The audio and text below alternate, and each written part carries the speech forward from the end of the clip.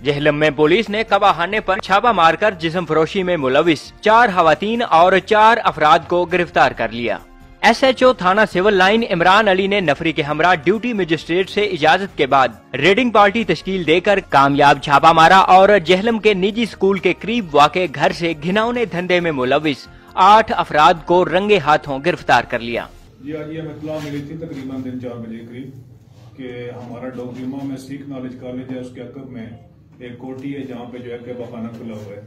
उस सिलसिला में हमने जो है ड्यूटी मजिस्ट्रेट साहब सर्च वारंट लिए है और सदाकत ASI थाना सिविल में पोस्टेड हैं। इन्होंने हमरा रेडिंग पार्टी 7 लेडी कांस्टेबल नाम भी थी, वहाँ पे रेड किया है, जिसके नतीजे में 4 जो है वो मर्द और 4 औरतें गिरफ्तार हुई हैं और उनसे जो है ना वो एक पिस्टल भी रिकवर हुआ है। देखें, मेरा बाकी ख्याल ये है कि ये जो सोशल इवल्स हैं जिसमें बिलखसूस कबाखाना है, ये बहुत सारी दीगर बुराइयों और जराइम का भी बायस बनती है। तो अगर इस काम को हम जो है वो रोक देंगे तो उससे सोसाइटी पे जो है वो खुशगवार और मुस्बत असर पैदा होगा।